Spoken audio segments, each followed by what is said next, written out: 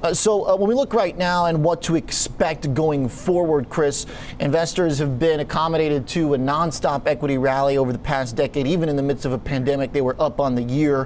What does that mean in terms of expectations going forward? Sure, and thanks for having me, Oliver. I think you have to bifurcate it between what we think is going to happen in 21 versus our really long-term forecast. No doubt about it. If you're trying to predict stocks over the next decade, the major move we've had over the last decade suggests that equity returns, for the next decade are going to be under average or under trend. But I don't think that's what you're asking me. I think you're asking me, what does 21 look like? And as I take a step back and I look at both the fundamental and technical backdrop for the market as we enter the new year, it's actually quite conducive to further gains in the stock market over the next 12 months. We think that actually a new economic and market cycle started in 20. And obviously the catalyst of that was the collapse in unemployment due to the pandemic shutdown. Then the massive amount of fiscal and monetary stimulus that's been applied to the problem, which we don't think is over yet, regardless of what happens today in Georgia. So you have this massive monetary and fiscal stimulus. You have a market that just made all-time highs in the U.S. here not 2 weeks ago. You have increasing breadth, improving breadth in the underlying, technicals. All of that points to, 12 months forward, a pretty decent backdrop for investing, and given the gains we've seen.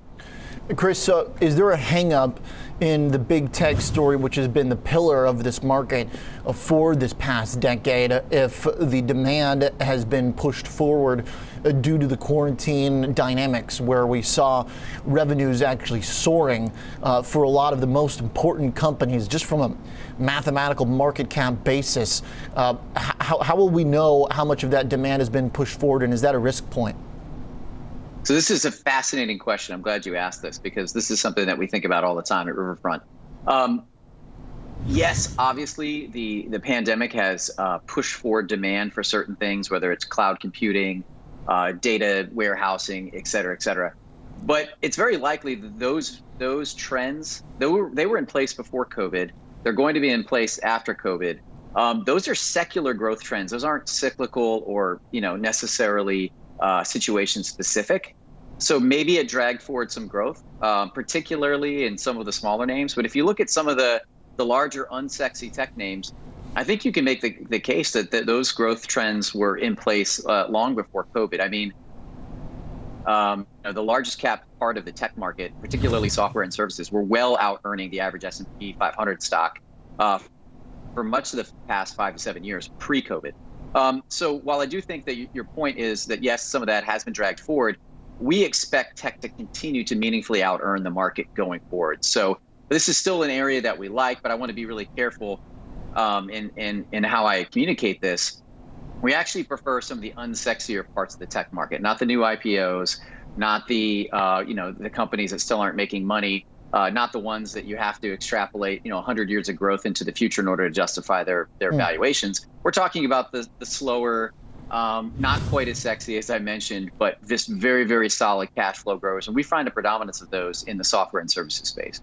Interesting. Can you give me some specifics, and maybe not in terms of examples if you can't talk about specific names, but just kind of those characteristics? Because I think a lot of people, when they think about software, they think about these companies that are trading at extraordinarily high valuations, where they did get a giant revenue push during this period. There are a lot of the companies that have been up 100, 200% over the last 7 months.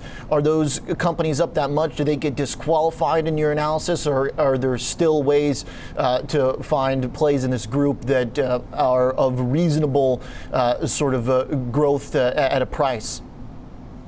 There are still opportunities here. And another way to look at this whole the software space is that we think it's one of the longest duration assets out there.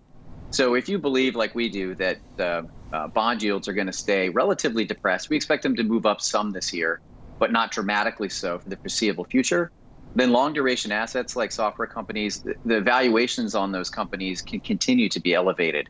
But one thing we did do in 2020 was we went from playing software, primarily through in a broad, diversified way through an ETF. We started to get a little bit more company specific in some of our portfolios.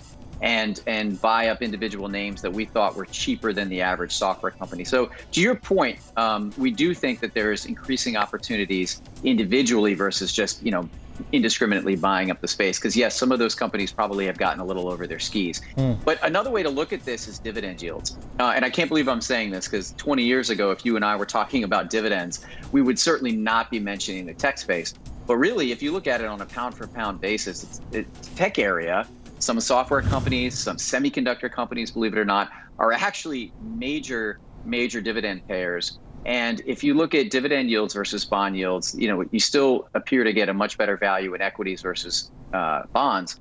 Therefore, again, I think that helps gird the underpinning of our thesis, which is, these valuations can stay above their market averages for quite some time. And, some of those slower growth, but very stable, very cash-rich tech companies are going to continue to pay and frankly, grow dividends. Chris, I have one more question for you. The opening bell is going to kick off here in just a second, but I want to keep you through it because one more point here about the duration aspect of software. NASDAQ's opening a little bit lower right now, down 40 basis points for those watching the open. Bonds lower too, though, and the dollar is basically still down, so maybe not the risk-off tone from this morning. We'll see how it develops. Chris Konstantinos, one other thing, though, here, when you talk about software as that duration asset, it seems like so much of the bull case still hinges on the assumption of lower rates. We've got those lower rates. Yesterday, our inflation expectations creeped above 2%. And some of the analysts out there, JP Morgan also has put out a target that we should be able to see 2% inflation by the end of the year. So what will you be looking for to see if duration becomes a risk? I mean, is there a level on the 10-year that becomes a problem for stocks? Is there a CPI print that would make you question how much the Fed can stand by its word? What could possibly derail that? Sure.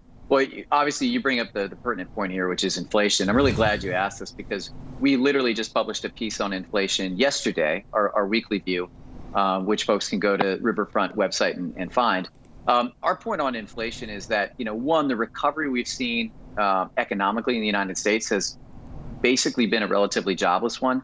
If you think about the unemployment rate, it's still very, very elevated relative to historical averages. And, also because, and we're talking about tech, so let's talk about productivity. Productivity gains, in our opinion, that have happened in the economy have been structural, not cyclical. So therefore, we actually aren't predicting inflation to become a major issue in 2021. I'm not saying that it's never going to happen. We have to stay vigilant against that risk. But right now, look at the propensity to raise wages. We get this data from the NFIB. They put out a monthly survey, and we found that there's a pretty strong positive leading correlation between propensity for American companies to raise wages and core PCE. If you look at that right now, the propensity to raise wages in the United States is relatively non-existent. Therefore, that helps give us some confidence that wage inflation isn't going to be a massive issue in the near term. So, from our perspective, also 2% 10-year, right? Let's take a step back and think about what we're saying here. Historically speaking, over the last 150 years, a 2% 10-year would have been considered abnormally low, right? So from a larger, broader context, 2% inflation, a 2% 10-year even is not, the type of situation where we need to fear inflation, in our opinion.